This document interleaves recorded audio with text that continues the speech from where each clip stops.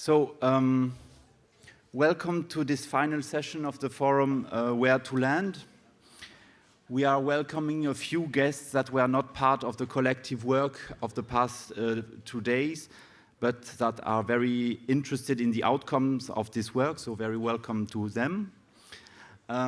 We spent 2 very intensive days together with 3 very inspiring keynote speeches by Giada Calvano, Samuel Valenzi, and Ifigenia Taxopoulou. Thank you very much for these essential perspectives. And we spent 2 days elaborating key commitments and related action plans on the 10 subjects projected here. I know this has been a very demanding, tough work. I really want to thank you all for that. And I propose now that you all applaud yourselves. You deserve it.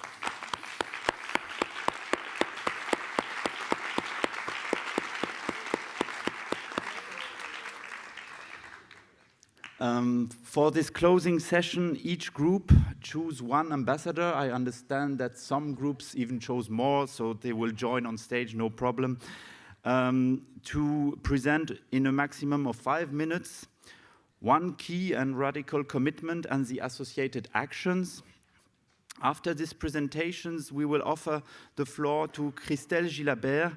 Christelle is an independent journalist specialized in the questions related to the ecological transformation, less familiar with the cultural sector, but that is precisely also why her perspective is from interest for us.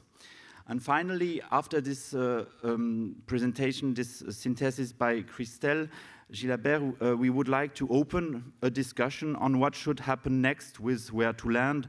What, from your perspective, would make sense for you if we reflect on keeping and animating a European initiative on this specific question. So I would like to start now with the presentation by each workshop. So who is presenting for workshop 1? Okay. And I think you are not alone, is it right? Or are you doing it alone? I might get some help, yes. Okay. So just grab a microphone here and... Hello. Okay, so we're meant to say 1 commitment and 1 action, right?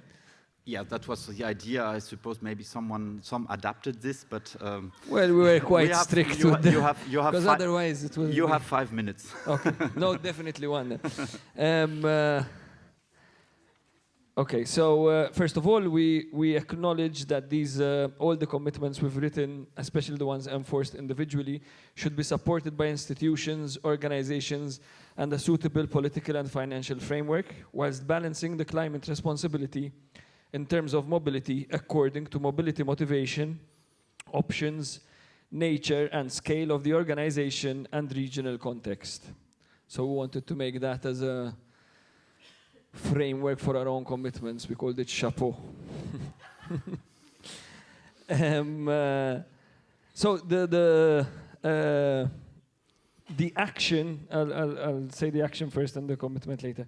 The action is to create a transnational mobility fund within the a green transnational mobility fund within the framework of Culture Moves Europe, in order to give access to funding for artists and cultural professionals based in Europe that do not have access to such funding, and to cover extra costs due to environmentally friendly or eco-conscious traveling. So basically, the mobility group is advocating for even more mobility, but within an eco-conscious new reality. And this is related to a commitment where, wherever possible, if it's possible to travel by rail within 24 hours, and if you're in a physical shape to do so, then that should prevail as the main form of transport. And having such funding, prioritizing such transport, we feel could help, because we don't really want to stop mobility, and it's also could be discriminatory.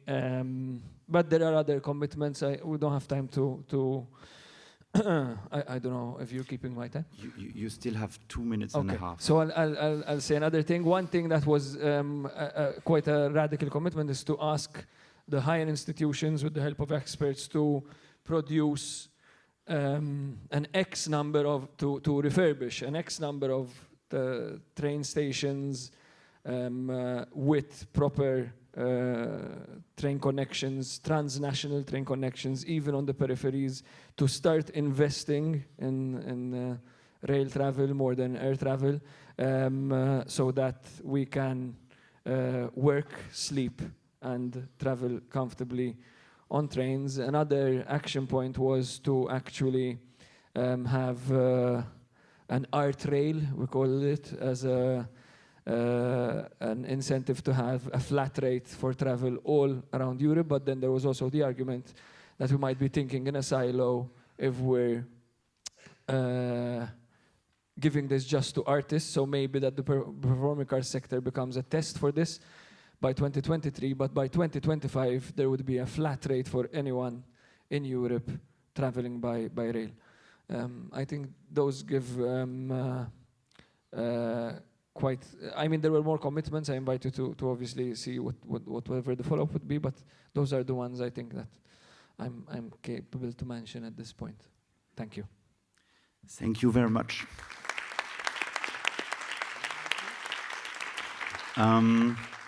So who is presenting for workshop 2? I think it's Samuel over there, the workshop on mobility of audiences. Hi everyone.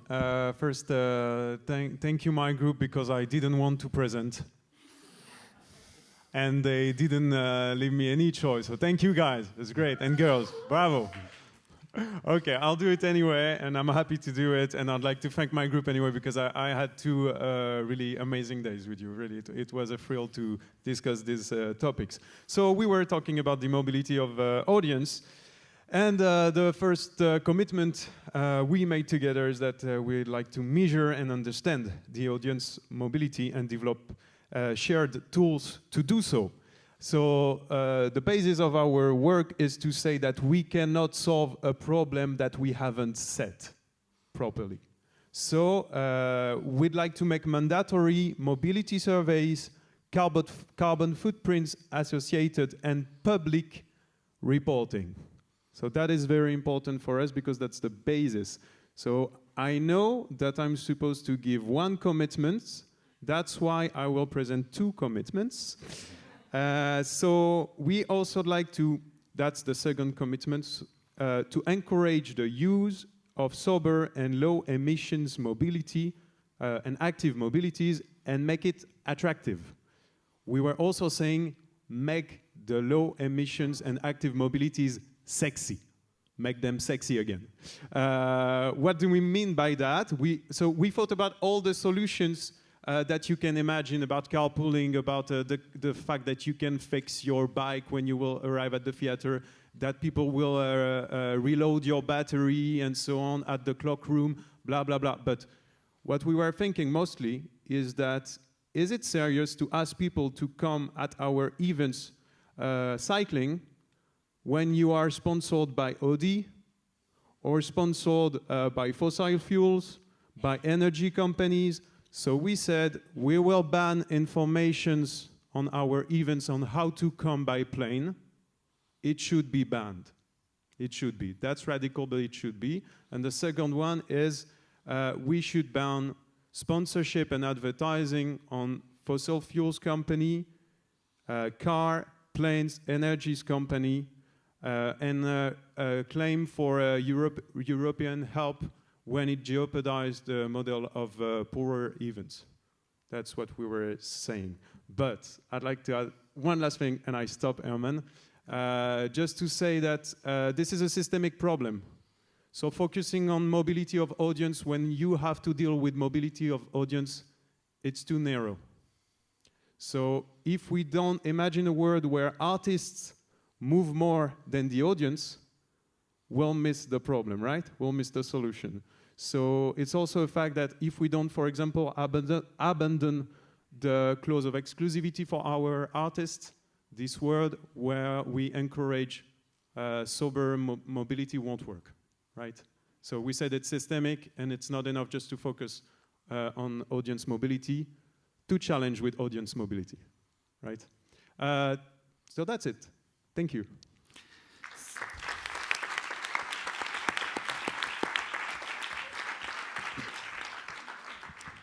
So I understand Caro is doing the report for the workshop on buildings and energy. Or Yes. you changed the title, isn't Along it? with, yeah, so we changed the title and I added 2 more presenters, so apologies. We said we were going to be radical, right? So it's important, I think, to say that we did change the title because we found buildings and energy quite restrictive. As a quick forward to that, we recognize the limitations of the time that we had, and we need further work on definitions of what we really mean by renewable energy, safe, equitable, fossil-free. We need to properly define cultural facilities. So our draft one is all spaces used in all aspects of cultural work. And then what we mean by shared use, because we use this within our commitments. We need specialists involved in order to properly define methods around energy and thermal efficiency diagnosis. We need to know how to do cooperation, not competition. We need to know how to finance change and how to challenge regulation and law. There are potential weaknesses, the most specific and significant one being that we need to somehow curb growth of our physical impact in order for this topic to work.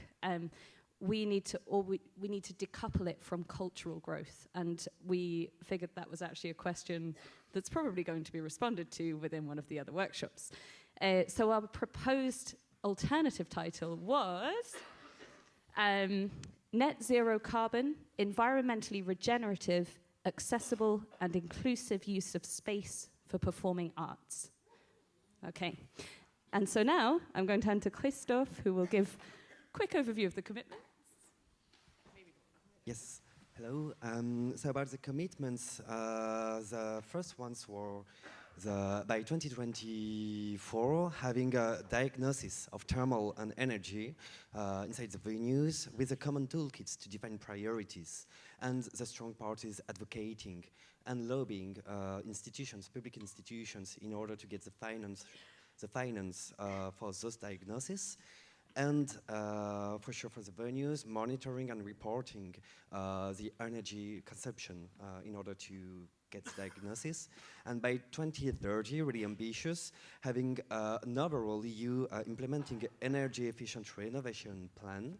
But for sure, so on heating, lighting, ventilation, water, waste, and renewable energies.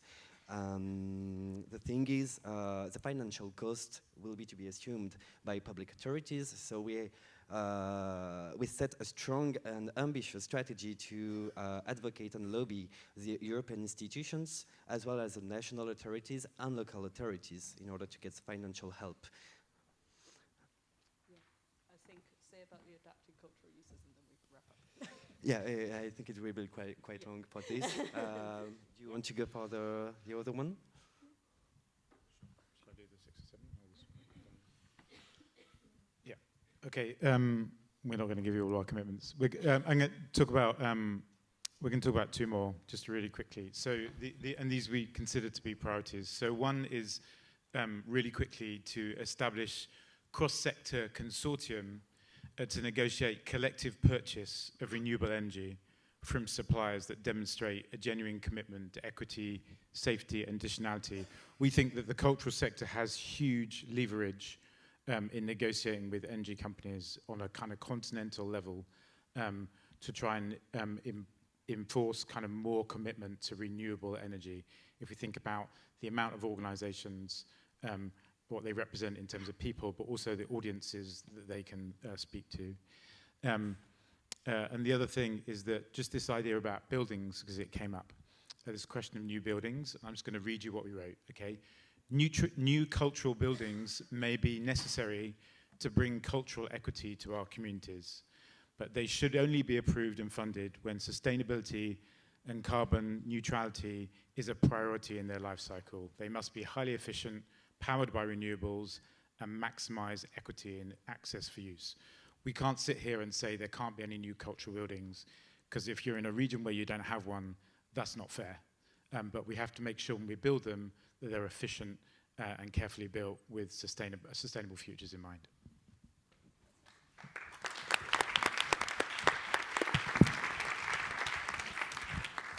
Okay, thank you. Workshop 5, artistic creation and new narratives. I suppose you're... Maybe the Sorry, we forgot 4. So, workshop 4 on circular economy and eco-design.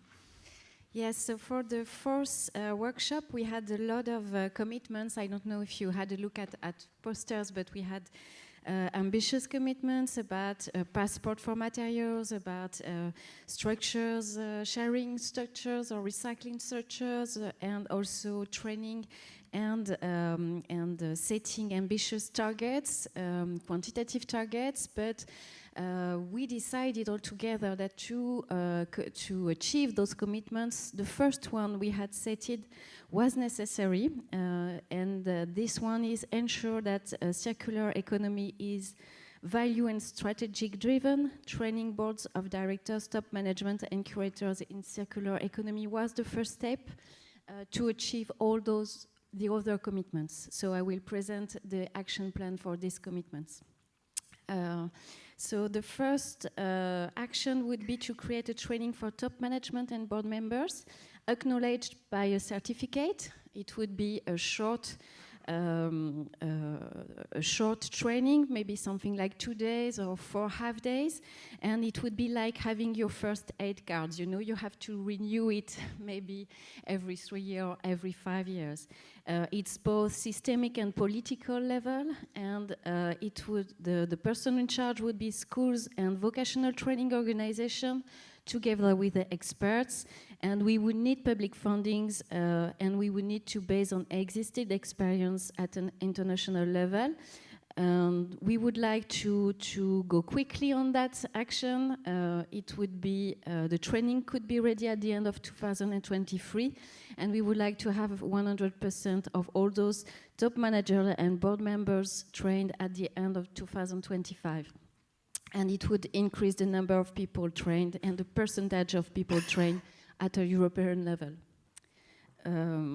Sorry. We would like also to create an obligation to have top management trained connected to the possibility to get public subsidies. So this means this card would be necessary in order to get public subsidies, and it needs to be included in the funding conventions, and it could be possible at the end of 2025. We would like also to create the obligation to have plans and objectives on the subject of sustainability connected to the possibility to get public subsidies. It would take money to have people accompanied in the definition of their sustainable strategy, and it could be possible at the end of 2028. And last, we would include sustainability in top management job offers, and that we can start by now. And it will take the time of the renewal of the board members and the top management, but we will take into account their strategy and their skills in their designation. I hope I've said everything, and I thank very much all the members of the teams. If you want to add something, please do so. Otherwise, it's okay. Thank you. Thank you, Sophie, and all the group, of course. And so now, workshop 5, artistic creation and new narratives. Christoph. Yeah. Okay. Thank you. Well, what we started with, so talking about narratives. Yeah, here we have some proof of work coming on stage. Let's say the first point in terms of narratives that we had to tackle was the narrative of the ecological situation, because we were unsatisfied with the way the ecological disaster is being characterized as a climate crisis, whereas it's rather an ecological catastrophe. And so redefining that narrative seemed actually the first point to start with. Thinking then that any kind of narrative produced within the art world, the artistic field, should then kind of tell that narrative or bring that alternative narrative of the situation, the ecological situation, out.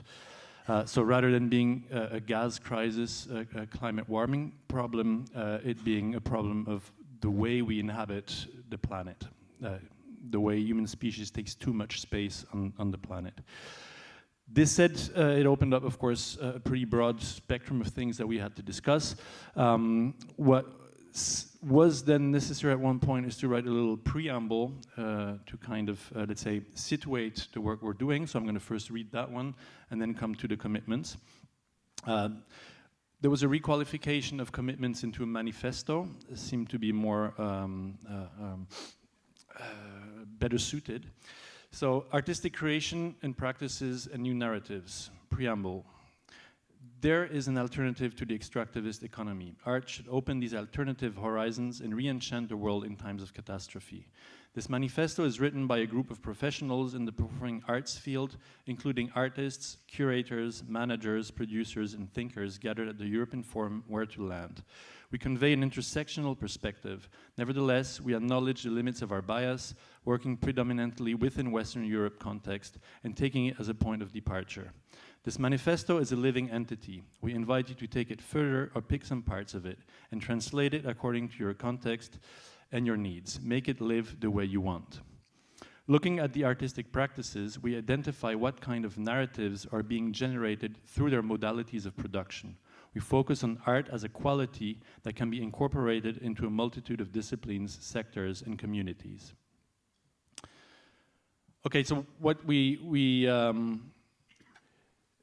did, so just to specify this again, it's not about so much the narratives or what individual artworks will be telling, but more through the practices, the modalities of functioning of the practices, what is being told. What we figured out on the way is that what we're working on is actually a kind of a taxonomy of artistic practices, different ways of functioning that should be fostered, that should be developed, and that should be supported. So our commitments are actually to some specific kind of practices rather than others. One of them, or let's say one complex of them, I'm going to read it now. And then you'll see that in terms of ways to implement it, in terms of action plan, we have a lot of different, we came up with a lot of different ideas, possibilities to do this, which are still unsorted, still need to be sorted out, and so we can't really articulate these yet. But just to say, it's not staying at this stage because many people in the workshop are already committed to continue working on it online in order to contribute to the report that we're going to deliver. But okay, commitment number 4 out of 8. Develop new kinds of artistic freedom, acknowledging artistic freedom as being interdependent with its ecosystem, environment, resources, human and non-human agents. Through the lens of I have to develop new kinds of artistic freedom through the lens of responsibility, care, and values it brings to its environment and its stakeholders. Redefining artistic value and revisiting criteria to assess art, value the small scale, enable intimate encounters, formats, imagine traveling concepts and site-specific, locally rooted, non-reproducible projects. To shift paradigms. Developing and practicing alternative models of artistic research without expecting a production. Employing ecologically beneficial methods and principles from outside the arts field. Investing, getting involved within fields of activity outside the arts sector. Turning from individual to collective practices in difficult word, re-hierarchizing, de-hierarchizing. Nobody in the workshop could pronounce this word. Embracing the notion of loss and giving up, making space to discover new paradigms. Undertaking decolonial practices and deconstructing class differences. Decelerating the pace of production to allow for more thorough and inclusive work. Then we have shift modes of collaboration. Encouraging co-defining, co-creation and participation, fostering shared ownership of institutions, with rethinking the ways of inhabiting, of belonging and hospitality. This is how far we got.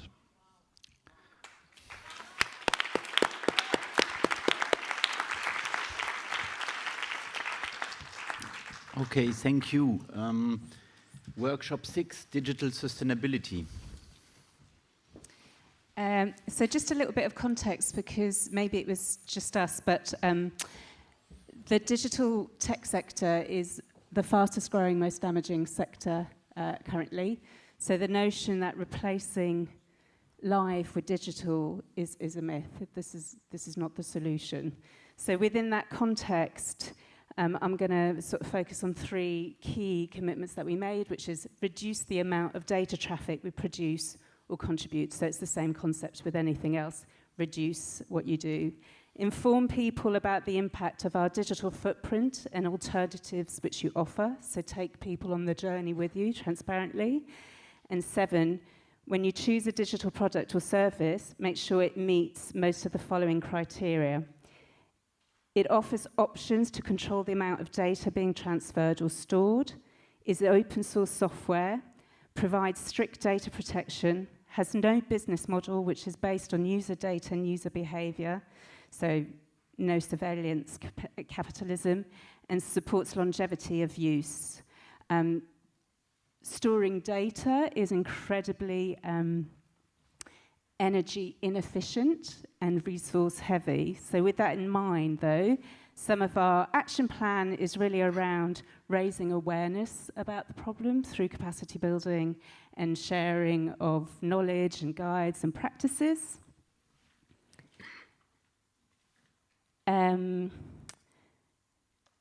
Reducing video content, cultural content, reducing the movement from image to video, which is happening all over social media, as you can see, and is being used to market live performances. Limiting data usage on video platforms. Choosing low res over high res. Thinking about storage and where you, the providers that you use. And integrating digital sustainability to funding applications and contracts and demanding it from third parties that you work with. So asking them to develop their digital sustainability policy and demonstrating how they apply it, not just thinking it in terms of just buildings, but online.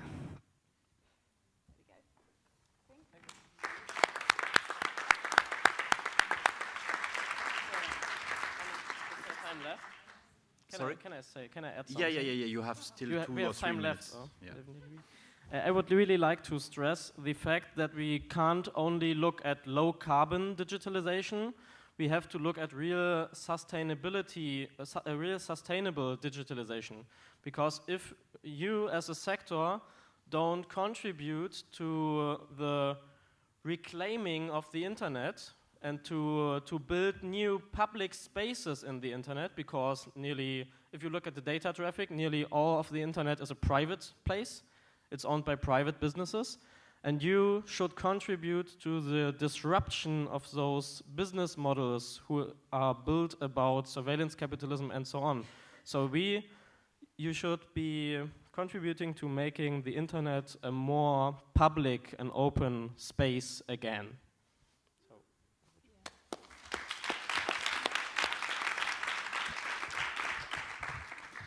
Thank you. Workshop 7, impact assessment, methodology and choice of approach.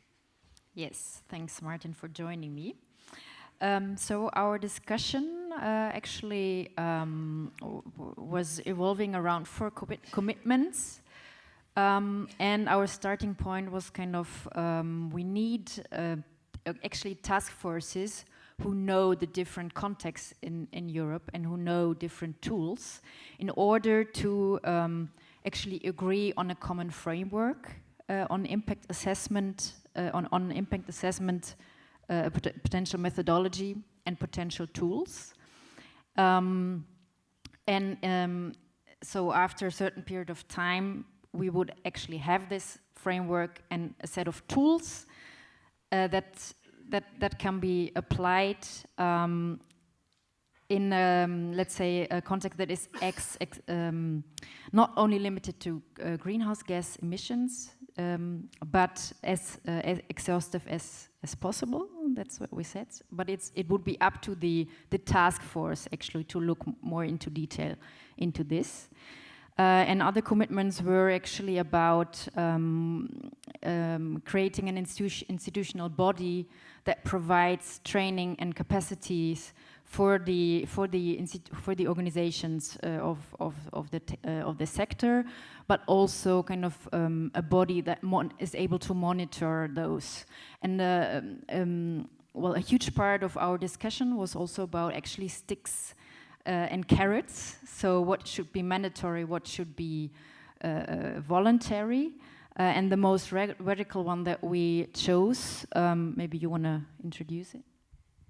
Exactly. So based on the framework that was introduced and also the training and all the incentives that are being given, the most radical commitment we have is basically to make it mandatory by 2026 for actors in the performing arts to measure, with the help of this framework, the impact of their projects and also publish a roadmap how to reduce the emissions for their projects in the future.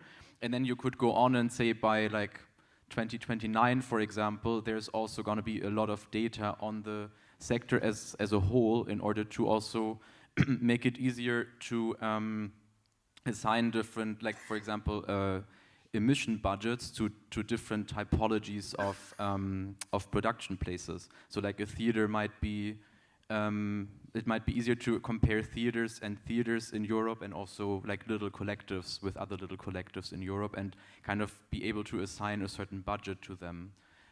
Exactly, so this is probably the most radical action we have, and it's also kind of summing up what's been said before because it includes all those different actions that have to be measured and also then actions have to be taken.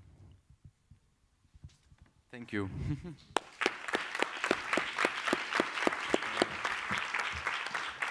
Thank you. Workshop 8 was about training of professionals. Who is talking? Okay, it's funny to be here. Before 13 years ago, I have been performing first time on the stage of La Maillon, and I was ambassador of my own country because it was International Theatre Festival. And now I have been elected by my own group to be ambassador of our group. So it's a funny position. All right. So I'll start with our commitment.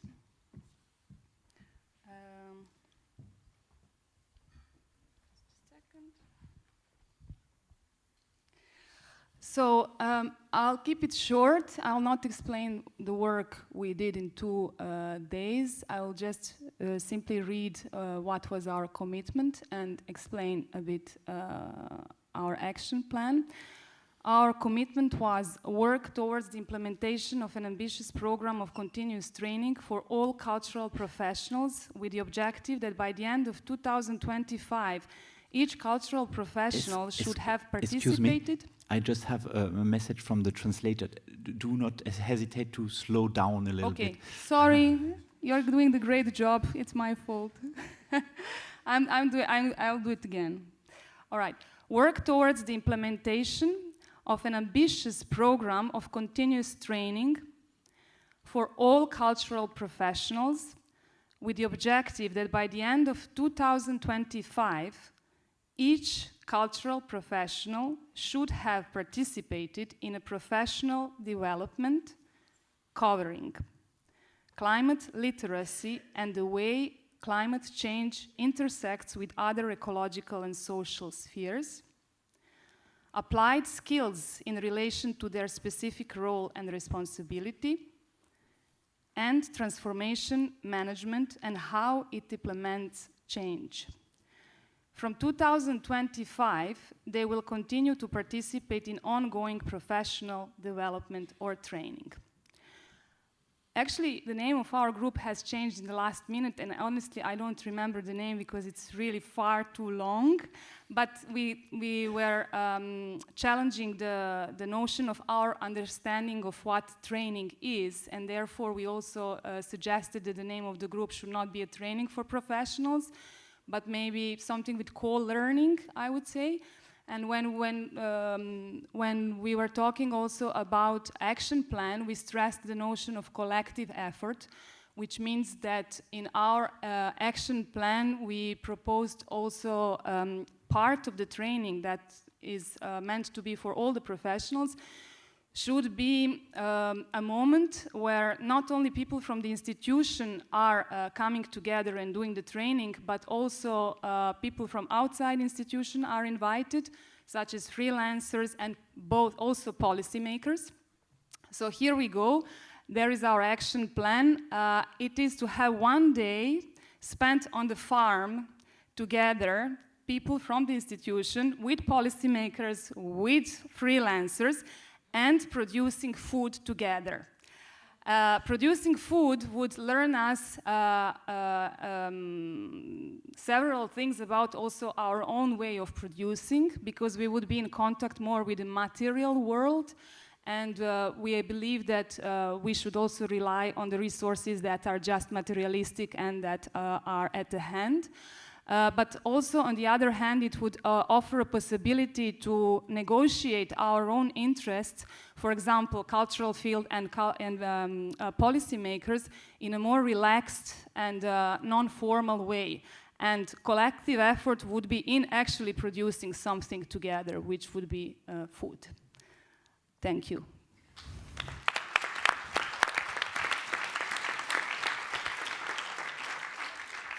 Okay, workshop now. I have to find something on my computer, is that right?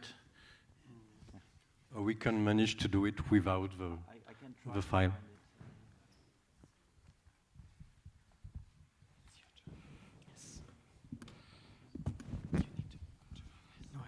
Workshop 9 was about sobriety, but also a little bit about pastry. We'll like to talk to you about donuts.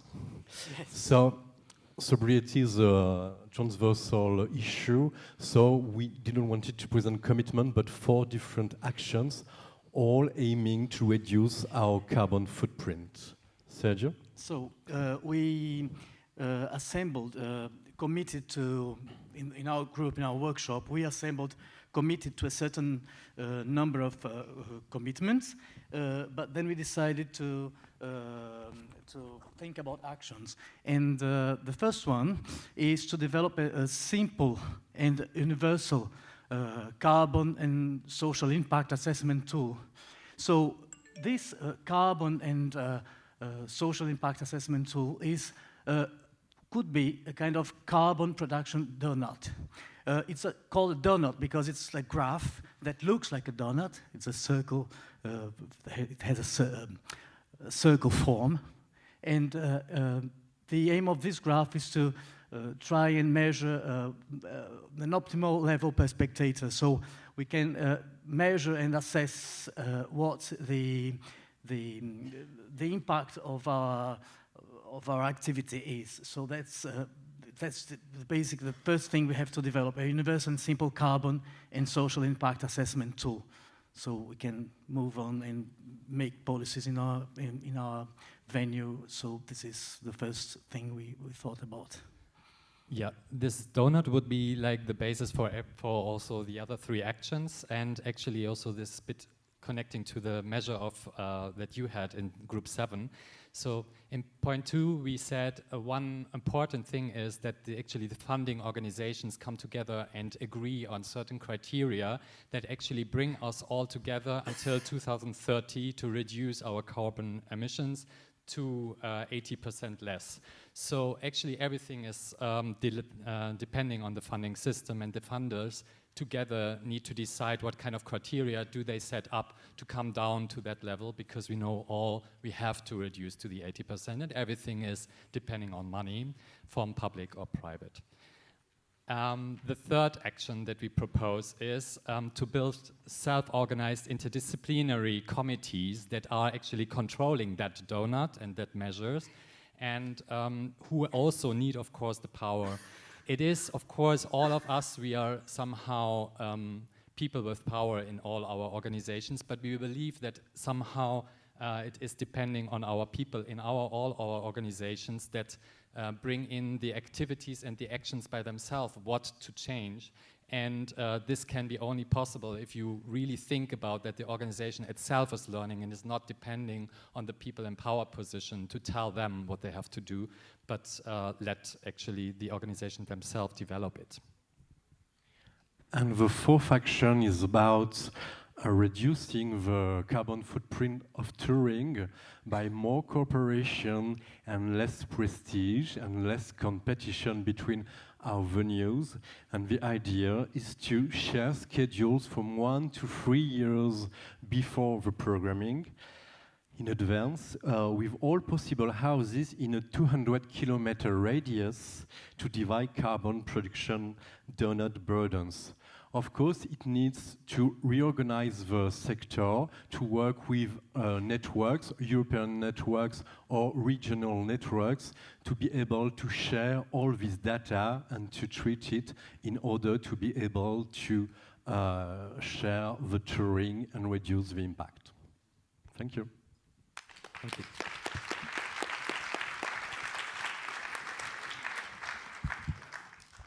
Okay, thank you very much. Workshop 10, steering the transition on the European level. Ben Twist. Thank you. And I should just warn the translators that I will add some things to what I wrote. We were a group of people mostly working at a policy level or speaking to people working at a policy level. Not all, but mostly that. And our task was to think about steering the transition of the performing arts sector on a European scale.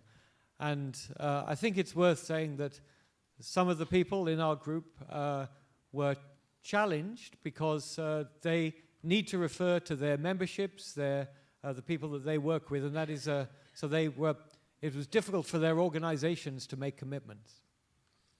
And we spoke a great deal about the need for culture to act and engage with non-cultural actors at the local, the city, the regional, the national and the European scale, because climate change is engaging all those other parties, mobility, buildings, planning, city level, and so on. It's not just culture. And crucially, we should not go to those actors asking what they should do for culture, but we should ask them what we can do for them, for and with them. Because they are problem holders, and we need to recognize and encourage them to recognize that sometimes culture can be a problem solver.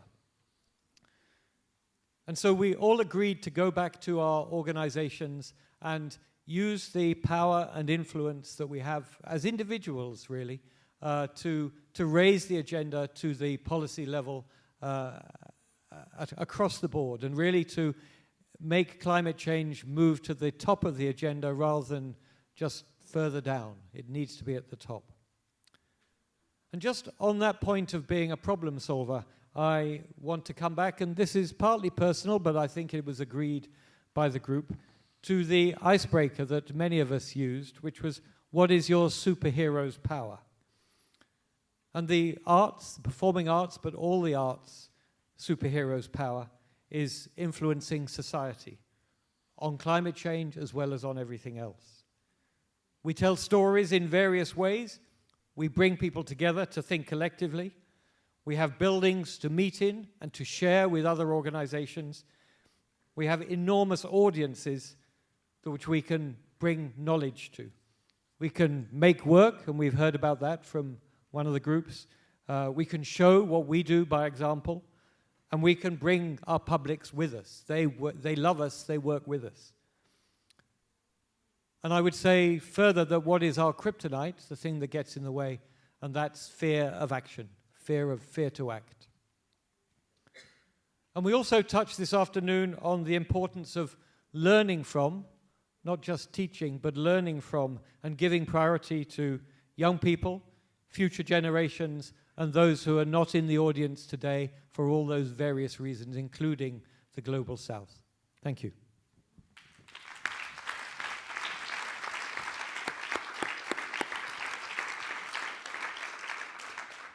Thank you very much. You can stay on stage. I think it's a good way to share things.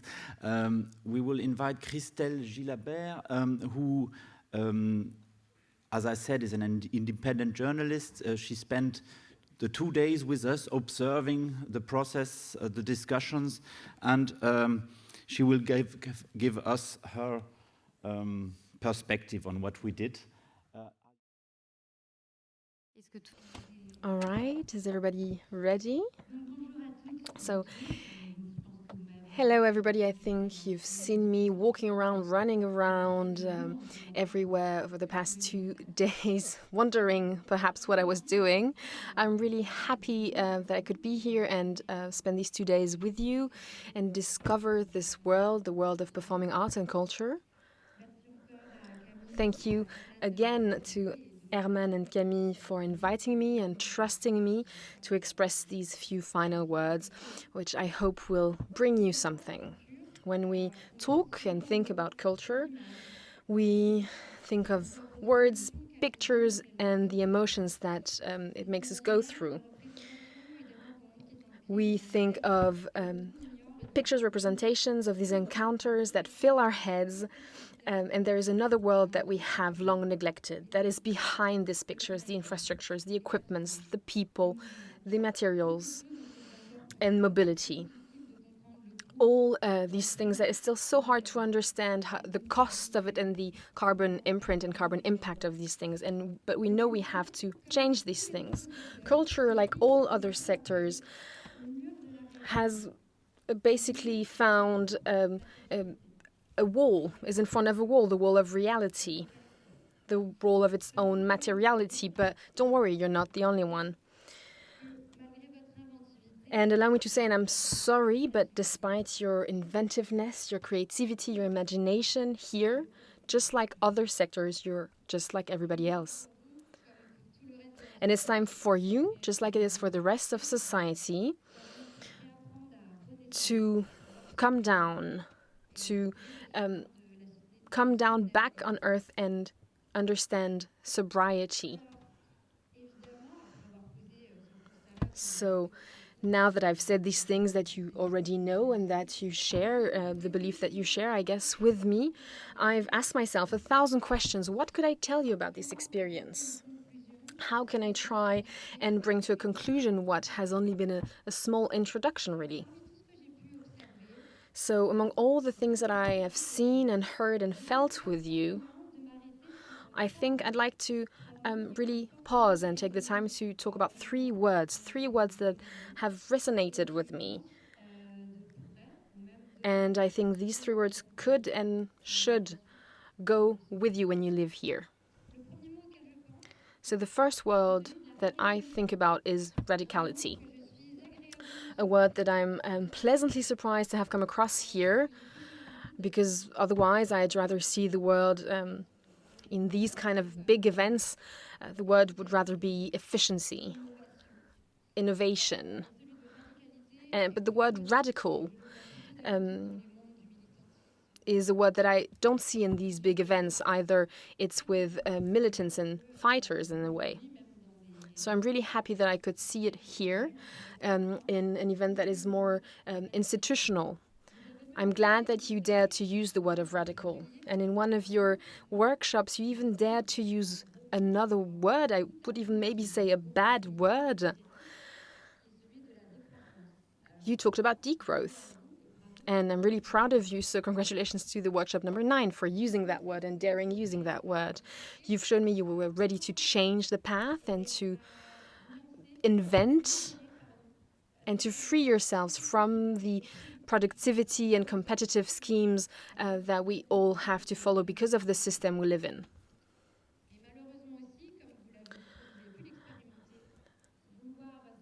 But you know also that trying to be radical is not easy. It means getting down to work. It means having to question the very source of our work and our problems. And that means contradictions, arguments, friction. All these things, all these great things that we have to work through, detangle, and then re-express again in a new way. The second word that I've come across during my my time here is the word of humble. a word that you have had to use coming here to be ready to say, I was wrong. We've been wrong for a long time. We've been going in the wrong way towards the wrong goal. You have to be humble for that. You have to be humble to recognize that we are vulnerable in the face of the big challenges ahead of us, in face of the disparities and inequalities that we face as well. This word means we have to listen to each other, to reach out, and to be ready to work with each other. Being humble means that we can finally say, we are lost in front of this huge challenge. We don't know where to go. And facing this huge task, we will have to try, experiment, and we will be wrong, and we have to accept that. Because the most important thing is we have to try, even if the solutions, even the methods are not always the right ones. And then the last word that I would like for us to remember is tenacity. And you have shown me that you know this word over the past 2 days. And I know that you will need more and more of that to keep going, because this is just the start. And I really hope for you, I wish for you that these 2 days, these talks, these debates, this work, even if it was hard, even if it was not perfect, I really hope for you that you still have the energy to cultivate this desire for change, as Herman put it. A new relationship with the living, a relationship with others, and a relationship with the world. In other words, it will be a troublesome travel and a voyage. It will be hard. There will be turbulences, disasters. But what I hope for us and for you is that we can all have a happy landing. Thank you very much.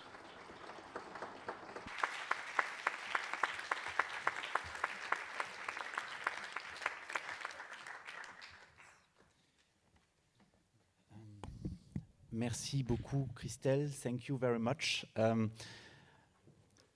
For this final session, in the process, and even in these 2 days, we've been changing it, adapting it to considering the difficulties we had in the discussions and so on. And taking the word humilité that was just said, I would really be in this position and would like to open a discussion that I hope open, benevolent, and about what's next. And I think we have maybe like half an hour now, and I think it would be interesting that I suppose I've been reflecting a lot in these 2 days about what can we do next, because as you know, or maybe I can tell it again, Where to Land is not an organization, is not a structure. It has been an initiative, a shared initiative of different partners that came together, started a dialogue, that organized this forum. It has relied a lot, I think, and I can say it, on my will and energy, and the future of this initiative is open. And there has been a lot of reflections. Do we need a forum? Do we need a European project to continue sharing of knowledge on the European level, or shall we go down to the national levels, go closer to the ground where things will happen? So I have ideas, but of course it would make sense, if we want to continue this, that it remains a collective initiative. So I would like to open a discussion, and if you have thoughts about it, share it. And yeah, we have microphones, I think, on the left-hand side, and also phone. Yeah, and I think there's another one on this side. So yes, Does someone want to say something?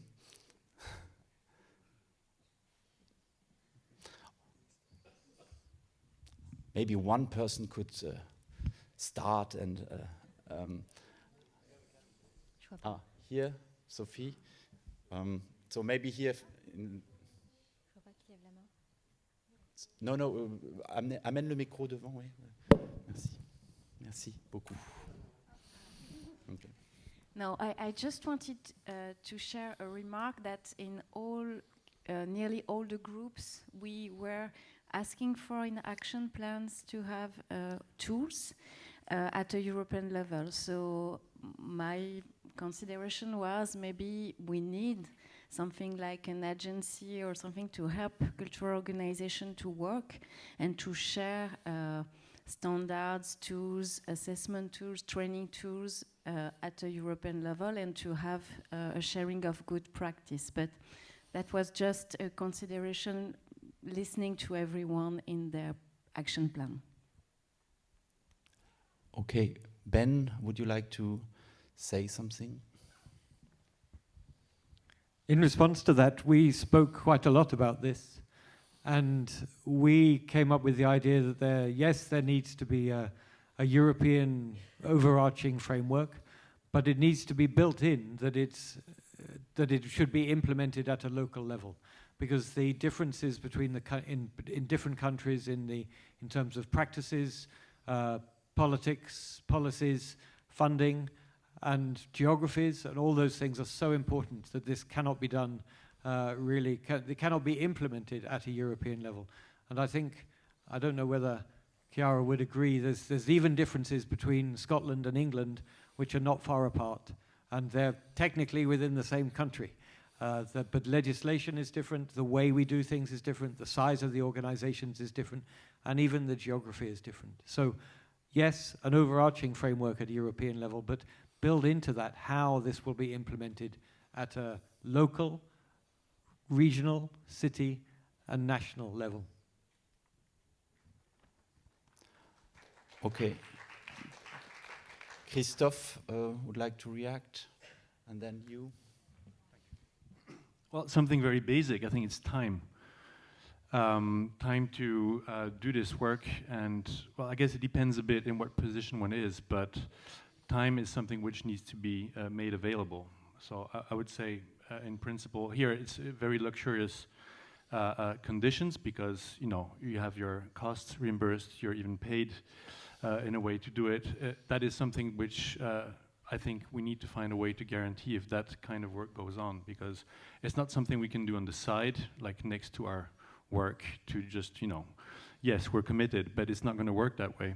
So I think this is also something. I mean, I could imagine, speaking for our workshops, that this work can be carried on. It would need months and a longer time scope also for the reflection to be able to sediment in order to be able to distill these things. It's not possible in such a short time frame. But for this to happen, I mean, I have the impression we have people who are committed to do it. We will maybe be able to do this over a week or two, but we will not get all the way because we cannot make that time free. So that would be one of the principal, most fundamental tools that we would need. Okay. Yes, thank you. I definitely get that this was a question to like everybody who's present here, but yeah, I have a very concrete question about what happens to the things that we worked on. Like, we rushed and we have like lots of different, like very concrete action plans, sometimes not concrete, but like really something. It was like, okay, like we are ready to present, to go to, I don't know, the parliament. And so what happens to what we worked on now? I got, there is a report, then there are many cross-references between the groups. So just very concretely, before we leave it up to everyone else to think of the future, what happens with what we did until today? Yeah, I have the impression I said it 3 times, but I can say it again. Yeah, I also understand the question. I mean, what we will do, we are aware of the fact that the action plan have been set in a very short time. Now there will be a little work of the facilitators of each group to formalize them. They have been with you for the 2 days, so they will be, I think, they will be faithful to what you did. And they will also, we discussed this in a group this morning, there will also be a contextualization of the work within each group. To stress the weaknesses, the problems, the fact that, yes, also we try to work on a kind of diversity. This question of diversity can be questions. We don't have the young people. We are a very wide assembly. And yes, and now we also have to start we would have to start a dialogue with other regions of the world, of course. So all these limits will be stressed out in the reports the facilitators will make, and then we will also make a synthesis on the work of the different workshops.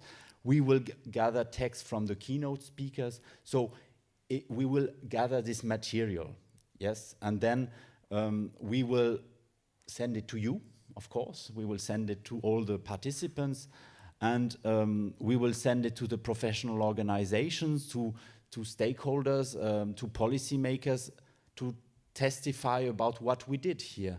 And then what will happen with this exactly? I mean, as we just heard, we are at the very beginning in a way. Also, people have been working on this for 15 years in some areas and so on.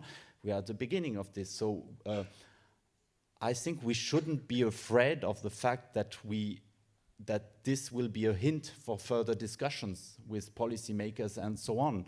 And even we will be honest about the limits, even of the time frame that has been talked about today. But what will happen with that, I don't know. There are also 2 questions over there. Yes. Okay. Maybe it's good if you introduce yourself before speaking. You can. I should introduce, Stefan Hoffmann from the city of Dresden, and also chair of the Culture Forum of Eurocities at the moment. So I would like to say thank you very much for this opportunity, and to you personally and to all the organizers. I'm very grateful I could be here, and I think lots of people feel that way. That you created an opportunity to share that we are very grateful for. And congratulations, you really managed to bring together lots of very smart and very influential people, and also people with power in places where they come from. And I hope, or I wish, that you do not lose that momentum that you have from this conference. So maybe you don't know what to do with the results, but there certainly is enough expertise in this room to go on talking about it. One thing to me that was very clear in these 2 days is that we all know what needs to be done.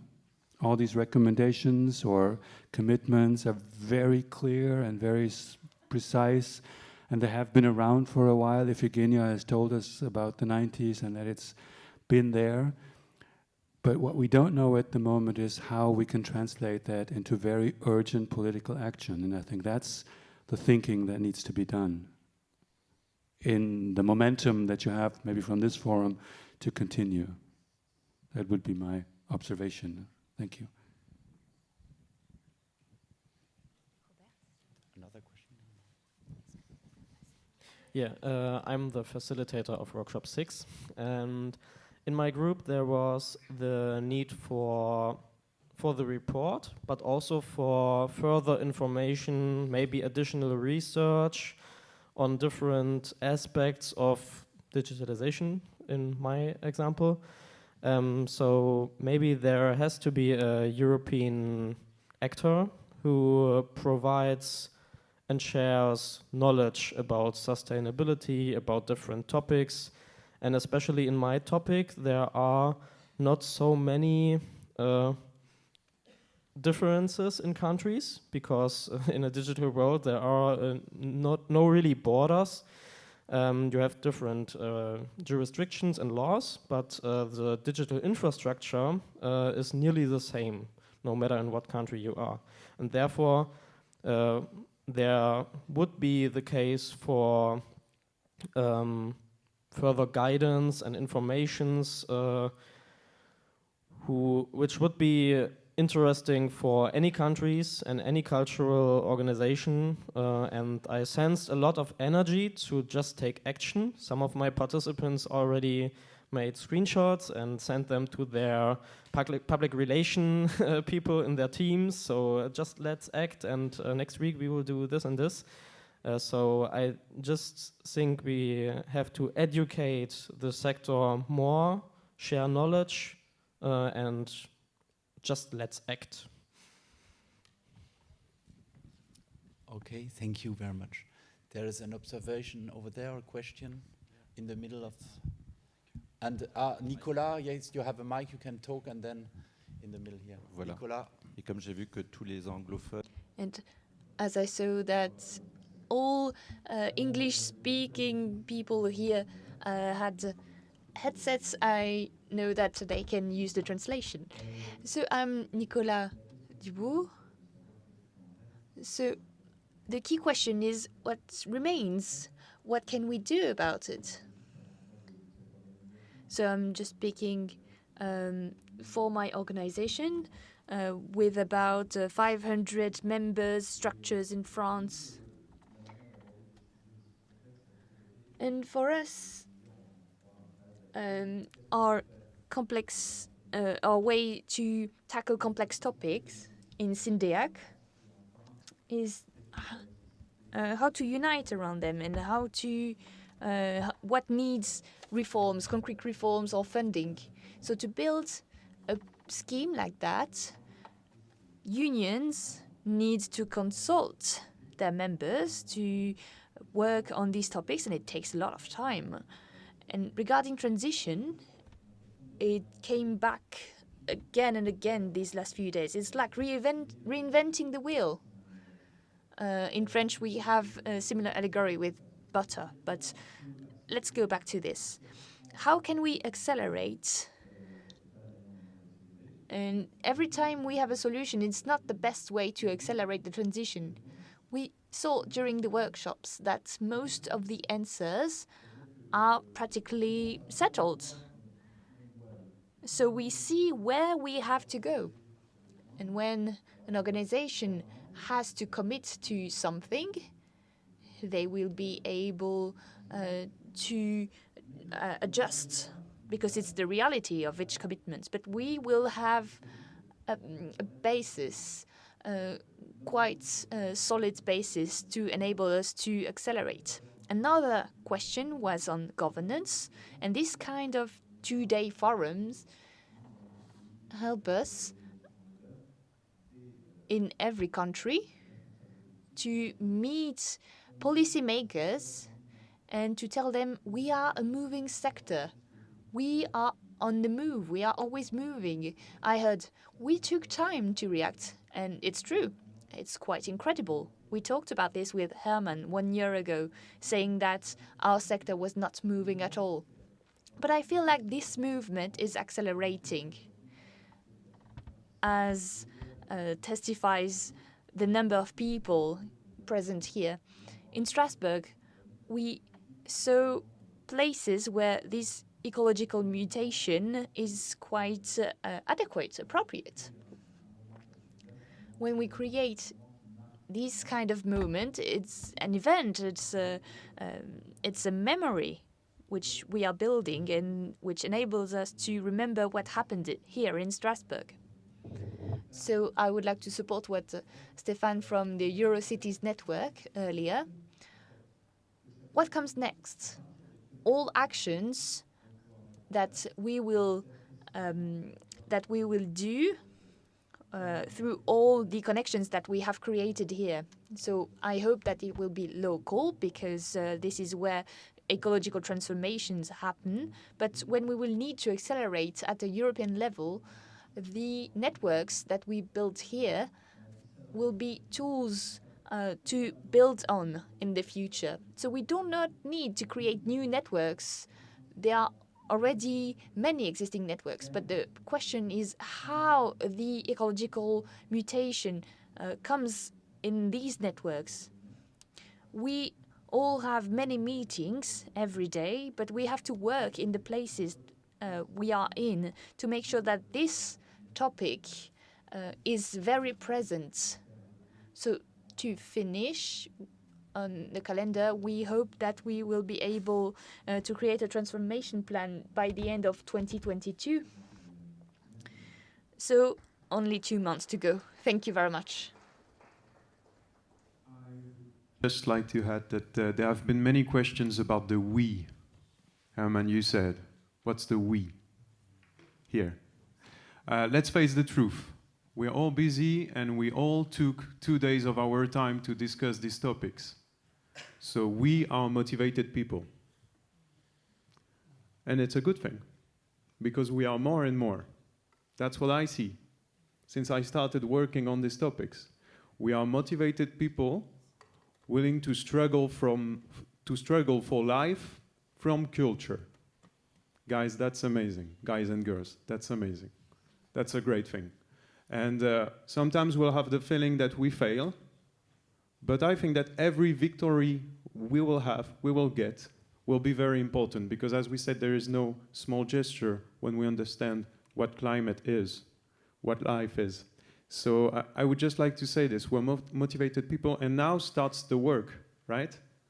We have to convince people around us, artists, programmers, cities, ministers, networks, to continue the landing with us. That's the work we promise to do. There are medias in the room, Le Monde, Arte, and so on. We also have to convince them that small is beautiful, that slow is beautiful, that local is beautiful. We have to work this question pretty strongly.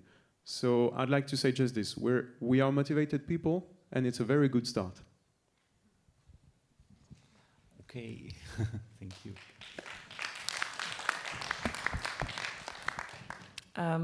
Thank you. My name is Ulrike Kuhner, and I'm the managing director of the Austrian Association for Independent Performing Arts, and we are also in very close contact to the ministry and also to the countries and responsible people there. And I just want to say, on a very practical level, I really got very practical information and direct information out of our workshop, but out of our digitalization workshop. So thank you for that. And I just texted the minister and said, we need money in order to establish a workshop. And we have to train the artists, the companies, and the theaters how to reorganize our digital tools and how to integrate them and to set criteria for funding, for future funding. And I'm just waiting for the answer, but it's already done. So keep us updated, yeah. Yeah. Someone. Ouais, je peux y aller? Herman. Hello, and sorry, I will be speaking French again. Thinking about what Christophe said about time. How can we make sure that we have time to work on these essential issues? So this is just as Bruno Latour said during the lockdowns. The activities that we are doing today are either dangerous or useless or are not necessary at all. So we have to look at what we are doing today. So what do we do which is dangerous for our sector, or what is superfluous? I think it is important to think about our current activities. What can we get rid of to make sure that we have the time to do what is necessary? So this is the work that we have to do. Thank you. Hello, Bruno Cochet. I'm the director of theatre in the surroundings of Paris, and I'm in a public union. So we have to play a role in building the the imagination of our audiences, but we also have to work on the representation of our professions. We said this many times. Change must be systemic. And today's system is answering injunctions from the profession, but also from political objectives. And if we need more sobriety and a great deal of cooperation, we have to wonder about how we work and what our professional reflexes are when we start projects. I think the key word here is to build on cooperations in networks, at the local level as well, so that we can change our system. I think the most difficult thing is to change yourself.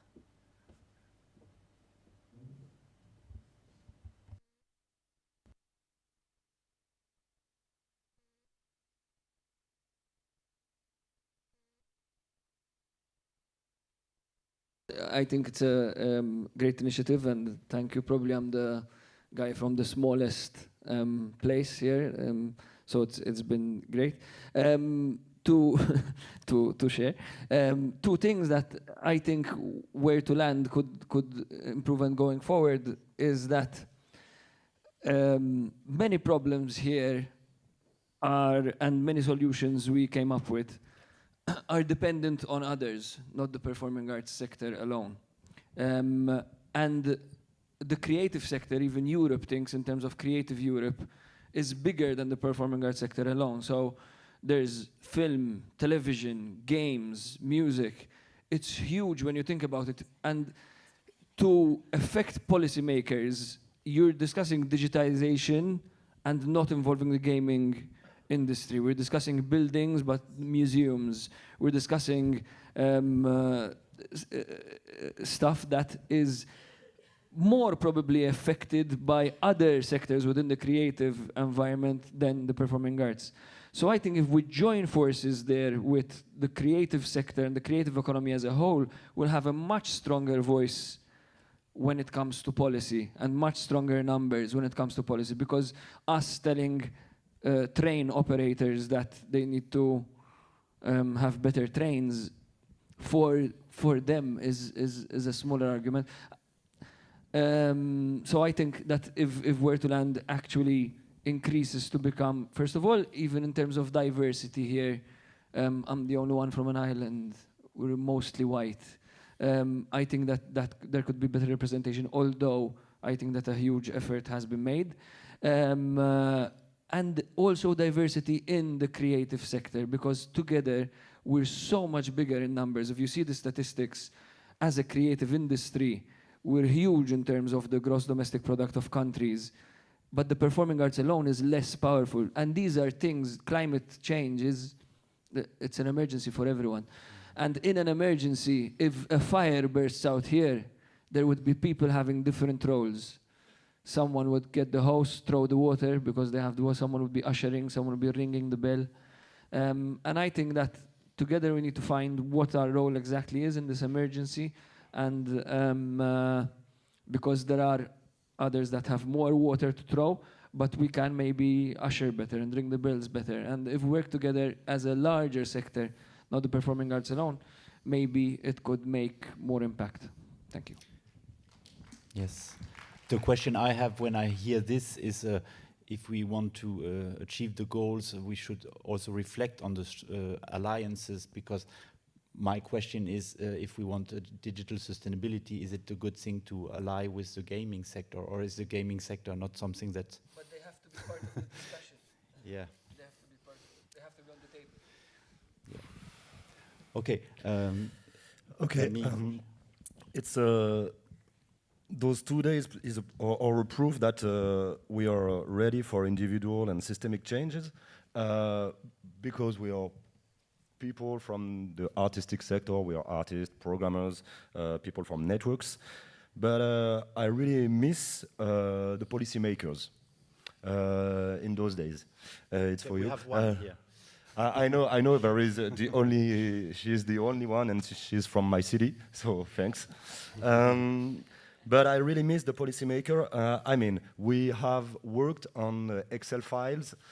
Sorry for the open source. But we have recipe, kind of beginning of recipe. Could we please crowdfund for employ somebody to go lobbying in the different countries to put those recipe in laws? Okay. Where? Oui, merci. Je vais... Thank you very much. I'll speak French as well. I've heard so that I am the only political representative here, which is quite worrying, honestly, because when we speak here in a forum about climate change and how to fight it, it is quite worrying to know that I'm the only one. We have to think, of course, of sustainability, and that is an economical and social question. With the social dimension, and for myself, working in a city for a city as an elected representative, from the left wing, from the ecological French party, it's interesting for me to know how did we give a political program to our citizens, and we want to show that we are ready to commit and fulfill these commitments. These commitments, our commitments, fall within a legal framework. We have to. We have no choice. It is mandatory for us to lower our carbon emissions. It is also mandatory for us to work with everybody and for everybody. As elected representative, I work with other people who work in other departments for education, for mobility, and other topics. All these subjects come together. And I absolutely agree with you that culture will show us how the world after the next world will look. It is the superpower of culture, as you said, is that we can think about the future. But that has to be a democratic process. We talked about it with Stéphane Hoffman from your cities. In Lille, many cities have committed to work together on very practical solutions because they have the finances, of course. They are able to act, and the framework is quite important. And they have the necessary networks. So what I want to say in the end is we need to measure, we need the right indicators, we need the right process and roadmaps, and we need very precise objectives and very clear objectives. Why? Because we work with public fundings, and it is our responsibility to use this money in the right way. And I think that the fight against climate change and for social justice, because these two issues are together, is very important for us. I'm sorry, I'm getting very dramatic and solemn, but these topics are very important for the people here. I know that you think about it and it's in your heads, I know that, but for us in the political framework, it is very important for us to have this very inspiring support here in the cultural sector. It is just a note, a small remark that I'll do in French as well. There is a song, a French song by Brassens, and this song says, all the hardships of life are come back in our life. So the big hardships in life come back to us in our life when we talk about love and day-to-day life. I'm very sorry for this translation. What I want to say is that we've had here a very interesting way of working. We had commitments to write, we had an action plan to write, but it was, in a way, very stimulating. We've gone through a whole process that Nicolas Dubourg has talked about just before, when he talked about the different phases of a process. in a way, I want to say, over these 2 days, we saw the whole process through, from the beginning to the end. Maybe not all groups did get to go till the end to fill out this Excel sheet, and maybe some of them didn't get to do it all, but it was really stimulating for me to use this methodology and to see the problem from this perspective. And I want to come back to what you said, which is why I asked to get the microphone right away, because it was in direct relation to what you said. So I think there is a way for us to go further. We have the big picture here, as the English say. How do we meet again? How do we go further? How do we use these networks that we have built here? So I would also like to thank, of course, the organizers for this experience, which was incredible for us. We have 5 minutes left. I think we will try to be on time. I would be very proud of us if we do. So if anybody wants to say something.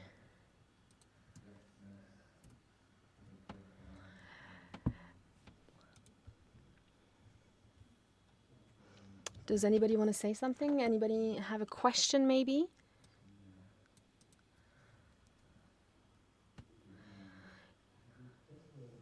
So maybe Barbara?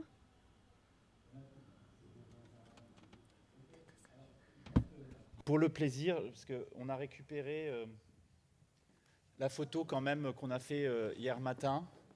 Here's the question, the picture we took, yesterday morning. It's not high definition, but do you want to say something?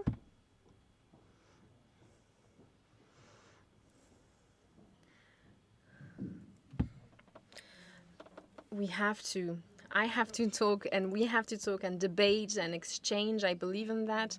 And I think over the past 2 days we've done that in a very intense way. And I must say I've learned a lot over these 2 days. Even if I've really been in the middle of the organization, but also trying to participate to a workshop. I hope I wasn't a disturbance to that workshop. And I hope I could bring something to that workshop as well. It was a great work. It was really interesting, and as I've said in my introduction on the first day, we have to talk, yes, but we have to act, and we know that even if the action plans are not completely finished and completely developed, it's the first step towards the next phase. The next phase, which doesn't stop here, which we haven't finished.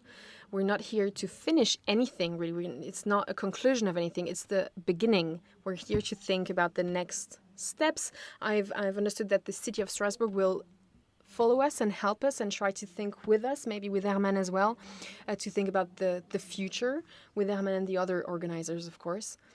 So thank you all very much. Thank you again to all the participants for coming here and investing so much energy and time in this project. This time we don't have to think and to set up real actions. This is the time we need. Thank you again to the organizers and all partners, the Goethe Institute, here represented by Manfred Stoffel, the SYNDEAC, the National Union for Artistic and Cultural Companies, the City of Strasbourg. No elected officials from Strasbourg here today, but we have representatives of the city, just not an elected one.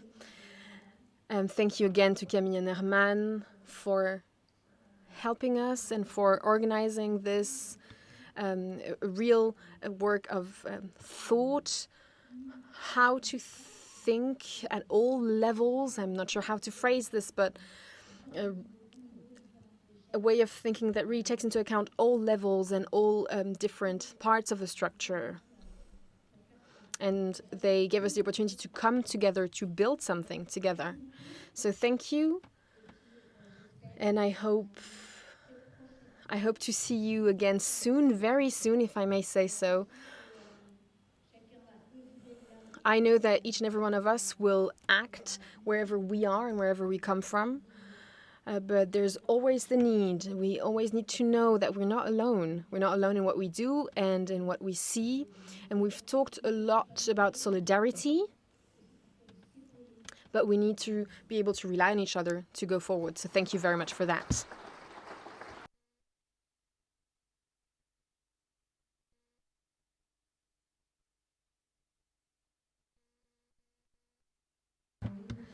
Thank all the facilitators, because all this collaborative work is really challenging, and you managed to get all the groups through all the emotional and technical questions. So really thank you to all the great group facilitators.